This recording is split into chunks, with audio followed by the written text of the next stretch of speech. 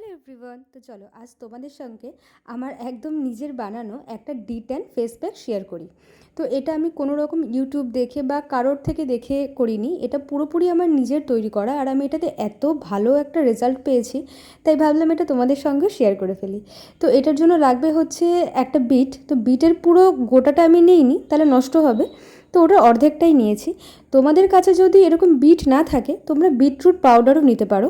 তো যেহেতু আমার কাছে গোটা বিটটাই ছিল, তার জন্য আমি বিটরুট পাউডারটা ইউজ করিনি, কারণ ওর মধ্যে প্রিজারভেটিভ থাকতে পারে। তার জন্য আমি একদম সত্যিকারের বিটই নিয়ে নিয়েছি। তো সেটাকে অর্ধেকটা এরকম ছাড়িয়ে ভালো করে ধুয়ে একটা গ্রেটারের সাহায্যে না এরকম করে গ্রেট করে নেবে। তো এবার গ্রেট করে নেওয়ার পরে একটা ছাঁকনির মাধ্যমে ওটা থেকে না ভালো করে বিটের রসটাকে ছেঁকে নিতে হবে।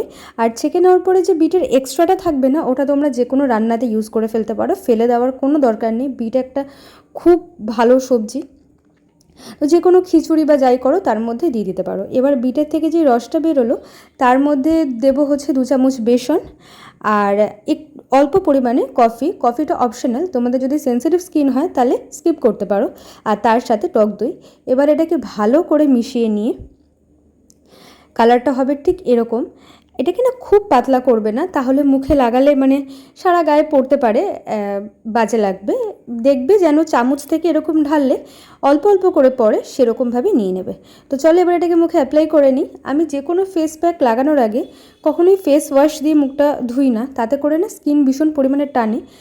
ঠান্ডা জলেই মুখটা ধুয়ে আসি। তো সেদিনকে আর ইচ্ছা করছিল না, আমি নর্মাল ভাইবস দিয়ে মুখটাকে ক্লিন করে নিয়েছিলাম। তো চলো, মুখটা ক্লিন করা হয়ে গেছে। এবার এই ফেস প্যাকটা ভালো করে মুখের মধ্যে না অ্যাপ্লাই করে নেব। তো এই ফেস প্যাকটা তোমরা শুধুমাত্র মুখে না, তোমরা এই ফেস প্যাকটা হাতে বা পায়েও অ্যাপ্লাই করতে পারো। আমি করে দেখেছি, খুব ভালো রেজাল্ট পাওয়া যায়, আর একদম ইনস্ট্যান্ট রেজাল্ট পাওয়া যায়। প্রচণ্ড ট্যান পড়া যে কোনো জায়গায়, সান ট্যান হোক বা আমরা যারা ধরো রেগুলার টুকটাক রান্না করতে হয়, রান্নার সময় তো আমাদের সবথেকে বেশি ট্যান পড়ে আমাদের স্কিনে। তো সেই ট্যানটা না এই ফেস প্যাকটা খুব ভালোভাবে তুলে ফেলতে পারে।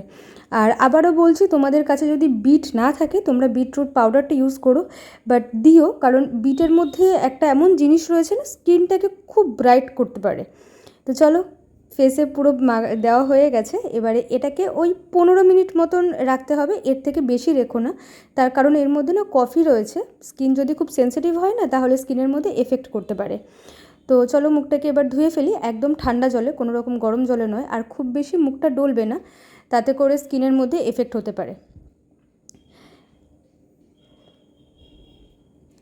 তো তোমরা জানি না ক্যামেরাতে কতটা বুঝতে পারছো, খুব ভালো রেজাল্ট দেয় এটা, আমি নিজে বুঝতে পারছিলাম। হয়তো একটু বুঝতে পারছো যে স্কিনটা ভালো না ব্রাইট করে দেয়। তোমরা এটা যে কোনো মানে হাতে পায়ে ইউজ করেও দেখতে পারো। আমার কপালের মধ্যে 3টে পরপর ব্রণ হয়েছিল।